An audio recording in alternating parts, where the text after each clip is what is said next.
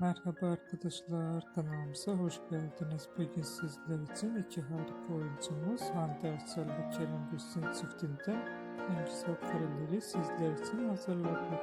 Kerem Bürsin ve Hande Erçel çifti Sen Çal Kapımı dizisinde Eda ve Serkan karakterlerine hayat vermiştiler.